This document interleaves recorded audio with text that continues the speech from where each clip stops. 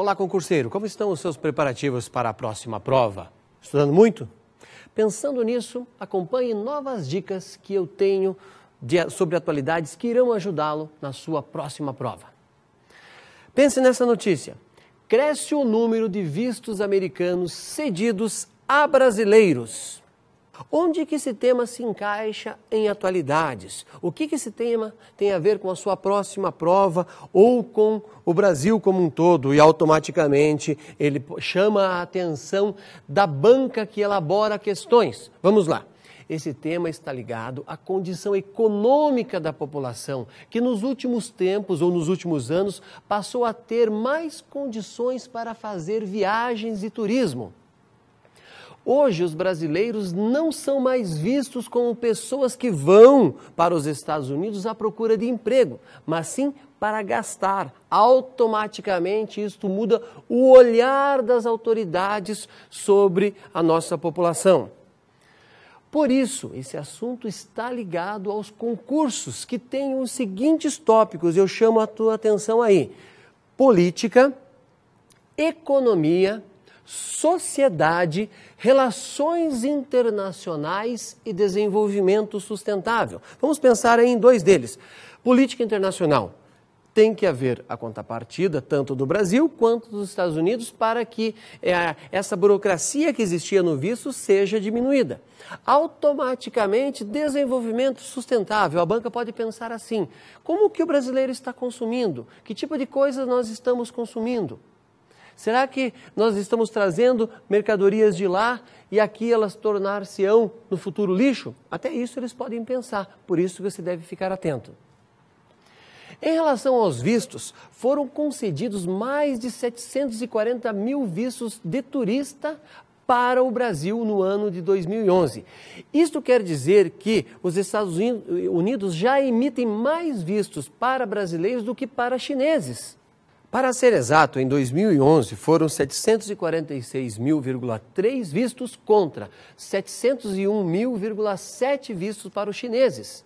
Lembrem-se de que o país asiático tem uma população 5 vezes maior e sua economia vem crescendo em um ritmo 4 vezes mais rápido que a economia brasileira, sendo já a segunda maior economia do mundo. Claro, isso em PIB. Os Estados Unidos têm o primeiro PIB e a China tem o segundo maior PIB do planeta. Constantemente lemos em jornais e revistas a possibilidade de o Brasil e os Estados Unidos eliminarem as exigências de visto entre os dois países. Atualmente, é fato que as embaixadas dos Estados Unidos estão facilitando para que os brasileiros obtenham o visto, diminuindo assim aquela burocracia que tornava insuportável esse pedido. Mais mudanças estão programadas em relação à cessão de vistos dos Estados Unidos para o Brasil. Não deixe de acompanhar essas notícias. Lembre-se de um fato. Na década de 80 e 90, até próximo ao ano de 2000, era muito difícil, uma tarefa muito árdua e demorada para se conseguir um visto. E às vezes ele era negado no último ato. Você não conseguia a chamada visa ou o carimbo para que você pudesse entrar nos Estados Unidos. Por que isso acontecia? A diferença econômica entre Brasil e Estados Unidos era muito grande e nós vivíamos uma crise. Quando eu falo década de 80 e 90, você pode lembrar de uma frase que foi muito marcante. Década de 80 até 1995, mais ou menos, é a chamada década perdida. Automaticamente, o número de empregos era muito grande e as pessoas viajavam para os Estados Unidos e às vezes lá ficavam em busca de emprego. Veja algumas manchetes que justificam a facilitação da entrada de brasileiros nos Estados Unidos. Notícias do site da Folha de São Paulo. Gasto de brasileiros nos Estados Unidos sobe 250%. Os gastos dos brasileiros nos Estados Unidos explodiram. Cada brasileiro que vai aos Estados Unidos gasta, em média, $5.918, crescimento de 250% desde 2003, só perdendo para o aumento das despesas dos turistas chineses. Site da Band, Estados Unidos, economia motiva facilidade dos vistos. Alterações podem ser negativas para o Brasil, advertem especialistas. Veja quais são as mudanças. No início do ano, o presidente Barack Obama deu o sinal verde para agilizar o processo para os brasileiros que querem ingressar no território americano. Os motivos para a medida são claros. Segundo o economista José Nicolau Pompeu, o principal motivo é o aumento da captação de recursos. Pensa uma coisa rapidamente aí. Se nós gastamos lá fora, se nós gastarmos mais dinheiro, não só nos Estados Unidos, como em qualquer outro lugar, automaticamente deixamos de gastar aqui. A arrecadação diminui. Isso também pode ser cobrado na prova.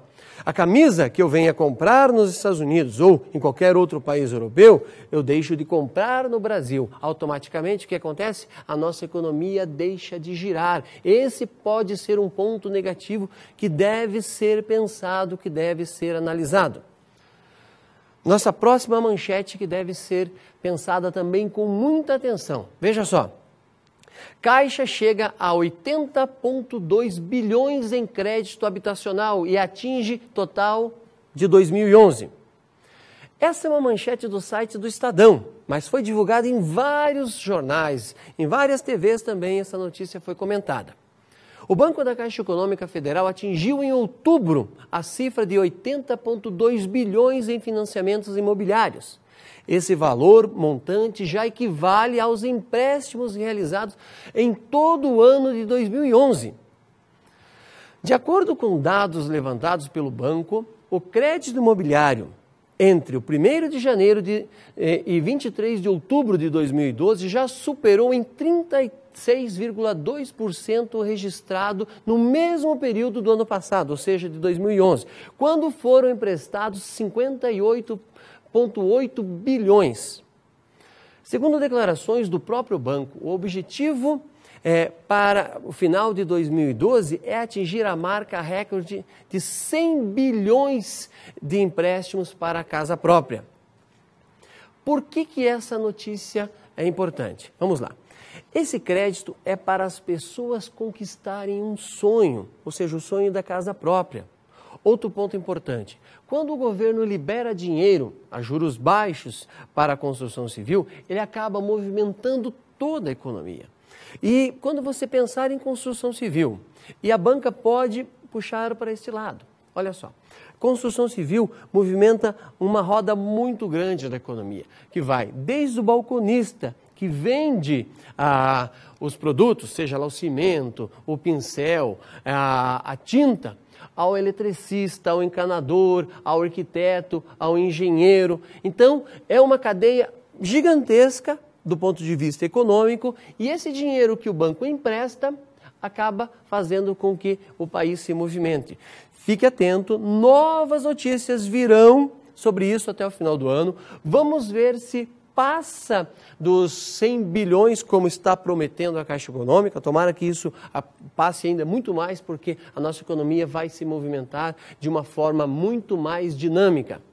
E onde que esses dados podem aparecer na sua prova? Pensa comigo o seguinte, olha a ementa do seu concurso, veja se tem economia, pode casar aí, sociedade e característica dos 3 poderes e as ações governamentais. Por quê? Isto é decisão governamental dar este empréstimo ao juro mais baixo. Você sabe que nós temos os bancos públicos e os bancos privados. Quando o governo acaba concedendo dinheiro a juro mais baixo e esse banco é um banco estatal, ele acaba forçando os bancos também da iniciativa privada a baixarem os juros. E aí vira um círculo virtuoso que pode beneficiar sim o país. Presta atenção na próxima manchete. Pai diz que menina ativista voltará ao Paquistão após se recuperar. Por que esta manchete é importante? Pensa comigo no seguinte, esta é uma manchete da Associated Press em Islamabad, publicada pelo site Folha de São Paulo. Você deve ter acompanhado em diversos jornais o caso da adolescente Malala Yousafzai, de 15 anos, que ganhou fama mundial após ser baleada por um integrante do Talibã. Lembra disso? Então vamos lá. Malala se tornou inimiga do grupo Talibã depois que começou a denunciar o grupo. Segundo notícias publicadas por ela, 15 anos, dizendo o seguinte: o Talibã vinha colocando fogo em escolas de meninas, escolas que só tinham meninas estudando. Ou seja, não aceitava que essas garotas se alfabetizassem. E ela vinha denunciando esse fato, criando esse conflito. Com essas denúncias, a jovem recebeu diversos prêmios, incluindo o Prêmio Nacional da Paz, a honraria mais elevada que é dada pelo governo paquistanês, automaticamente gerando conflito. Concurseiro, eu quero chamar a atenção para esse detalhe agora. Já que essa garota inseria no blog os atos do Talibã sobre as escolas que as meninas estudavam, o Talibã paquistanês passou a considerar Malala uma espiã do Ocidente, porque ela divulgava esses dados. E já prometeu tentar matá-la novamente caso ela se recupere do ataque. O pai da menina disse que sua filha voltará ao Paquistão após se recuperar em hospital no Reino Unido, apesar das ameaças feitas pelo grupo armado. O caso de Malala pode aparecer em provas que têm os seguintes tópicos, aí você deve ficar ligado.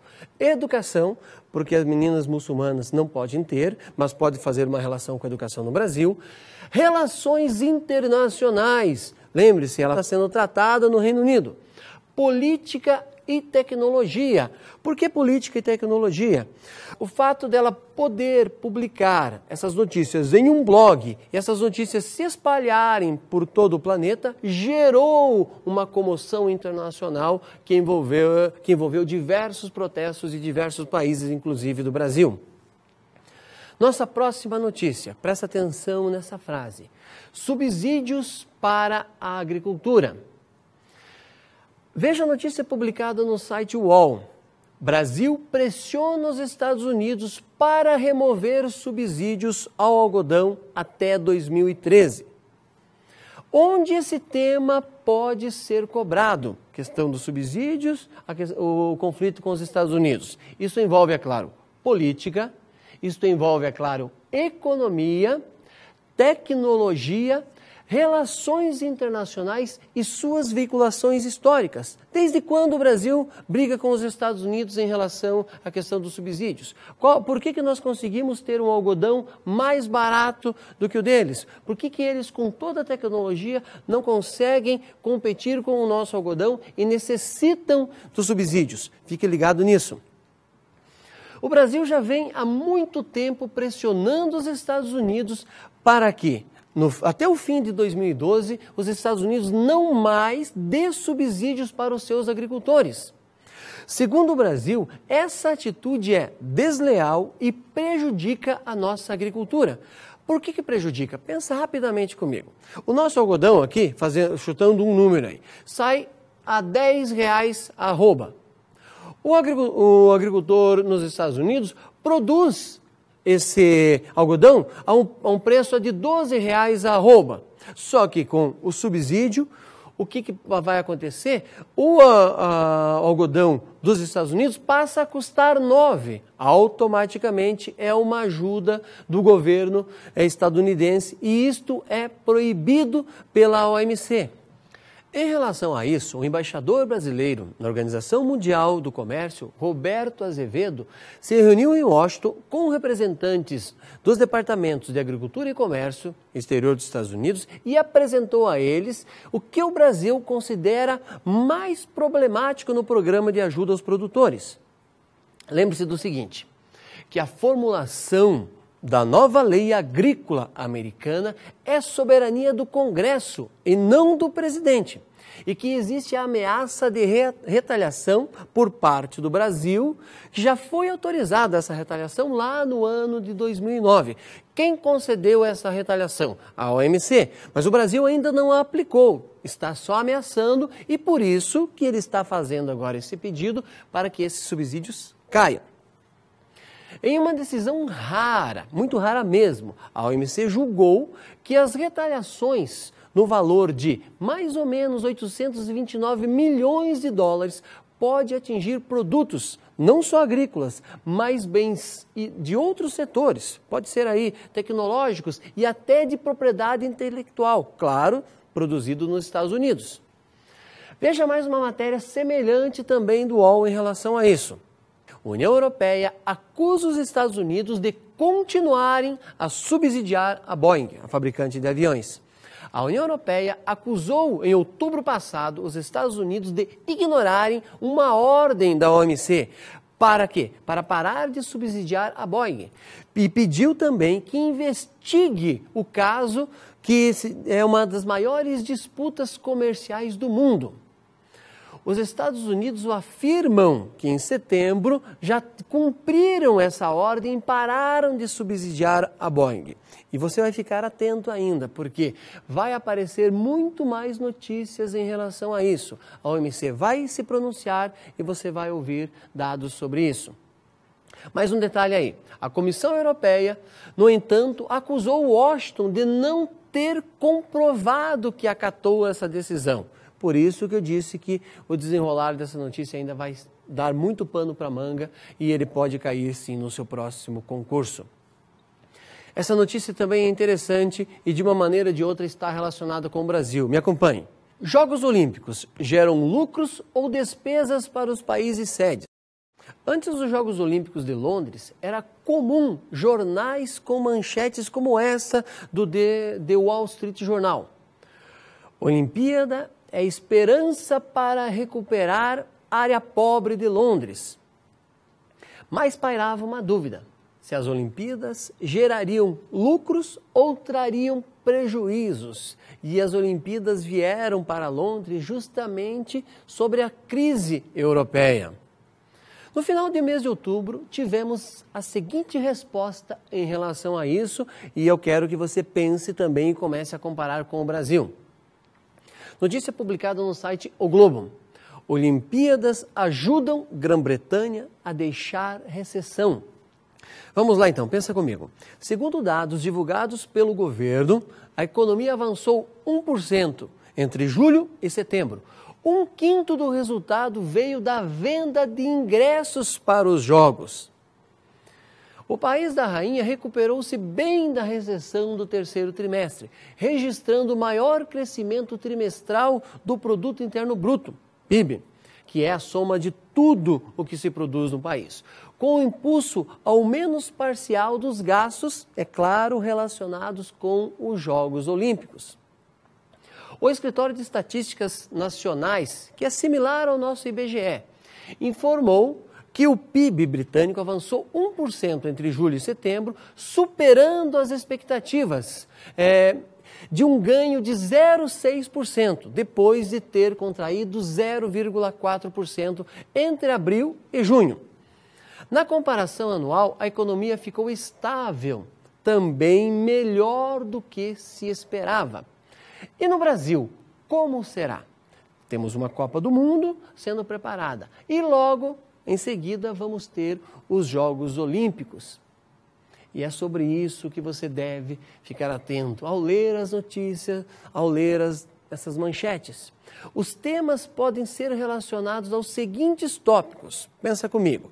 Sociedade, economia, educação, tecnologia, segurança pública e diversos outros temas que podem sim inspirar a banca e elaborar uma questão sobre isso e colocar na sua prova. Outra notícia que eu gostaria de chamar a sua atenção e que é muito importante. Veja, este ano completa 100 anos do quê? Da Guerra do Contestado, que é um dos maiores conflitos internos que o nosso país viveu. A disputa entre Santa Catarina e Paraná por território. O Paraná era, até então, quinta comarca de São Paulo, daí vem se tornar província, como era chamado na época. A revista, que eu estou mostrando para vocês, traz notícias sobre isso, mas também existem diversos documentários e um deles que está nos cinemas que você pode assistir sobre esse tema, que vai ajudar muito a entender um pouco da história do Brasil, é justamente Contestado, e um documentário que tem vários depoimentos. Vale a pena você assistir, comparar, ver o que mudou de lá para cá, o conflito que existe até hoje entre ainda os dois estados, comparar nesse caso com Canudos, porque a gente pensa que Canudos é o nosso maior conflito. A hora que você analisar os números, vai ver que Contestado teve muito mais mortes e foi um conflito muito mais sangrento. A história do Contestado, ela sintetiza a história deste país. 4 anos de luta ensanguentando Paraná e Santa Catarina pela posse da terra. Santa Catarina não tomava conhecimento do território esse contestado. A mesma coisa do Paraná. Isso começou como uma guerra santa. Nós não matava e nem roubava, e veio o governo da República e tomou as terras que pertenciam à nação. Onde que esse tema pode ser cobrado? Claro, política interna e também relacionado à educação. Não deixe de ir ao cinema, não deixe de ver a revista. E assim também eu quero dar uma outra dica muito importante em relação ao que eu acabei de falar aqui. Não deixe de visitar o site do Itamaraty. Sempre ali tem notícias. E, é claro, em primeira mão. A partir dali, essas notícias vão para os jornais. E eu venho falando aqui várias vezes que você deve primeiro ler a notícia na fonte e depois comparar com jornais e revistas. Concurseiro, estou me despedindo e logo volto com novas notícias, com novas informações para que você se dê bem na sua prova. Valeu, até mais!